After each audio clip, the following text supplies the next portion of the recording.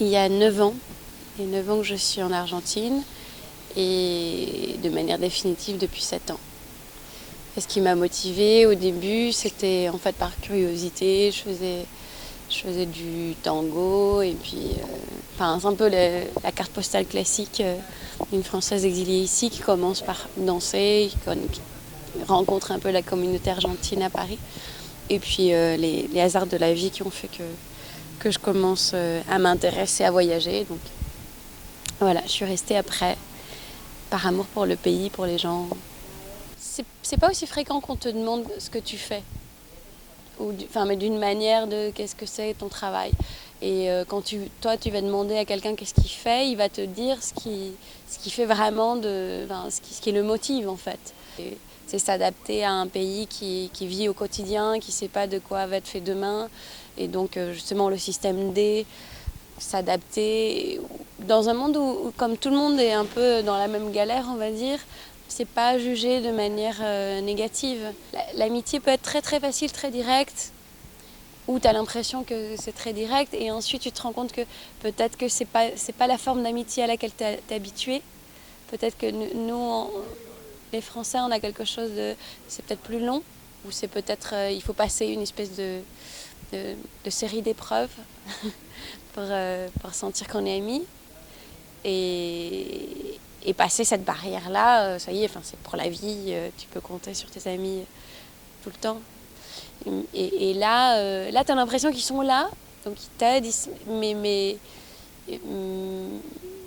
mais en fait, tu te rends compte que leurs vrais amis, c'est quand même leur réseau resserré d'amis de longue date.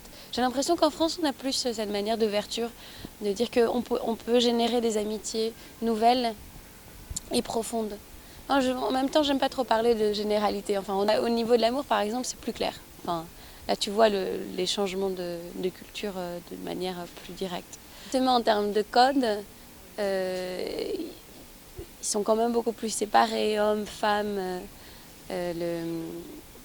L'amitié homme-femme est beaucoup moins acceptée. Ce qui fait qu'après, oui, tu peux avoir des chocs de culture à ce niveau-là. La française est plus qu'acceptée, elle est très, très appréciée en Argentine. C'est une longue tradition qui remonte,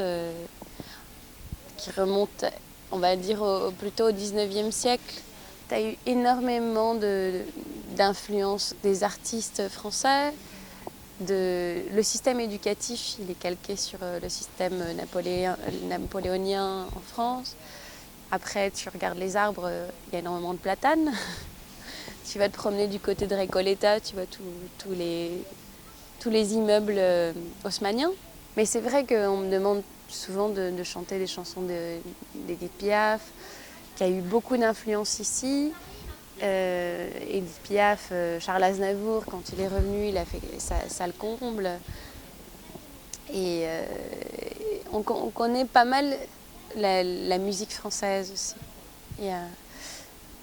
Après, oui, forcément, d'être française, ça m'a aidée, ça m'aide comme chanteuse, parce que ça fait le petit plus, parce que les spectateurs vont à un spectacle et ils voyagent. Ils vont à Paris. Paris, c'est quand même une ville on dit que Buenos Aires, c'est Paris de l'Amérique du Sud, même si ça n'a rien à voir. Et ma première impression s'est confirmée, c'est que je me sentais très bien ici, que j'aimais la façon dont les gens vivaient ici. Et on va dire la première année, j'ai fait des petits boulots en attendant de trouver mieux, mais j'ai donné les cours de français, j'ai fait les traductions, des petits boulots comme ça informels.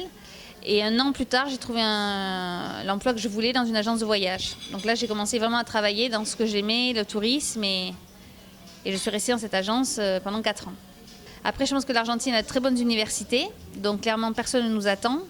Je ne pense pas que le fait d'être français nous aide en quoi que ce soit, si ce n'est qu'on parle français, mais il y a aussi beaucoup d'Argentins qui sortent du lycée français, donc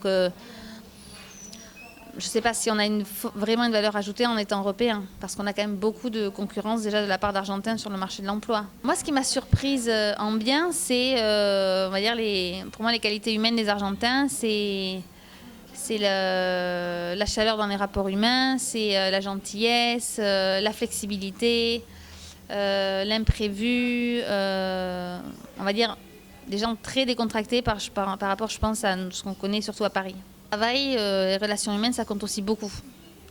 Et je pense que le petit mot sympa, le petit comment, enfin, ça fait toujours du bien dans les relations même professionnelles. Quand on envoie un mail, c'est pas sujet, verbe, complément, c'est quand même une petite phrase d'introduction, comment ça va, enfin je sais pas, un petit truc qui fait qu'on n'est pas comme des machines. Je pense que c'est ça. On a une inflation de 30% par an. Donc je pense que c'est quand même le pays de l'immédiat et du court terme.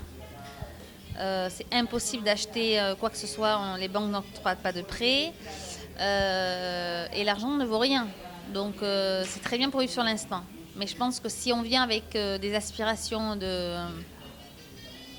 financières, c'est pas du tout le pays indiqué. Ici c'est grand, mais bon, les gens sont dans différents pôles, un petit peu à Palermo, tout ce qui est Palermo, Belgrano, etc. Almagro, San Telmo où j'habitais avant. Donc j'aime bien ce côté, voilà, on s'appelle, on se retrouve, c'est simple, on va pas prendre un agenda et essayer de se retrouver la semaine d'après. Donc c'est plus spontané, quoi. C'est ça que j'aime bien en fait. Travailler avec des Argentins, c'est sympa parce on travaille dans la bonne humeur, etc. Le truc, c'est que quand il faut caler des délais, surtout le problème, moi je suis journaliste, donc les délais c'est important. Ils sont pas toujours respectés. Et puis principalement c'est ça. Et puis quand il y a un problème, on me dit oh c'est pas grave, ça va s'arranger demain. Alors que moi je travaille beaucoup dans l'urgence, beaucoup dans l'actu, donc c'est plus ce problème-là. Et après c'est un plaisir de travailler avec eux, ils sont généralement assez enthousiastes, donc c'est plutôt agréable. Moi ce que je valorise beaucoup justement des Argentins, c'est le côté système D, où avec peu de choses ils vont se réinventer. Quand on discute avec des Argentins, généralement ils ont eu 3 ou 4 boulots avant. Et puis tu leur demandes ce qu'ils font, ils vont te dire ah, moi je suis comédien, mais pour payer mes études ou pour pouvoir me faire ce plaisir-là, en fait je travaille dans un restaurant ou dans une petite entreprise. Ou alors ils vont te dire ouais je fais de la photo.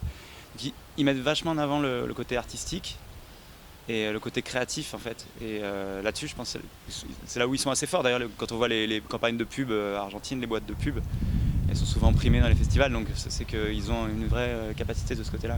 On n'a pas la même notion du temps, donc ça c'est préjudiciable. Il y en a plein qui vont vous dire ils arrivent en retard au rendez-vous, certes, bon ça on peut s'adapter relativement facilement, mais après il y a quelque chose qui est bien plus compliqué, c'est de comprendre la notion de court terme, moyen terme et long terme qu'ils ont eux, qui est complètement différente de la nôtre.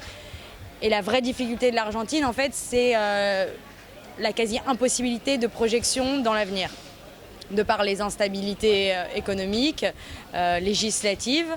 Et ça, c'est vrai que, surtout en comparaison avec la France, qui est un pays extrêmement stable, c'est une vraie difficulté.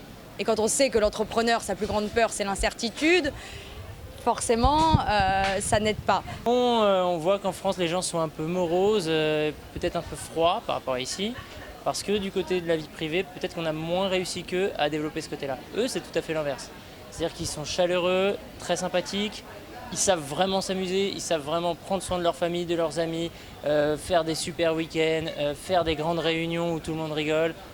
Ils sont excellents là-dedans. Par contre, le côté de la vie professionnelle, ils n'ont pas trop bien réussi à le gérer. C'est-à-dire qu'ils n'ont pas le même ordre des priorités que nous. Pour eux, le boulot, ça viendrait peut-être en 5e, 6e priorité dans la vie. Ils n'ont pas le même professionnalisme, c'est-à-dire que bon, ils font un truc pas bien, c'est pas très grave, c'est pas grave. Ils sont pas pointilleux, ils sont pas... Bon, du coup, ça fait que quand on a l'esprit bien cadré français et qu'on a l'habitude de voir les choses faites en temps et en heure et comme on attend qu'elles soient faites, on comprend pas. On arrive ici, on dit mais c'est pas possible, quoi. Vous pouvez pas me donner ça en me disant le travail est fait. Et pourtant, bon, il faut s'adapter.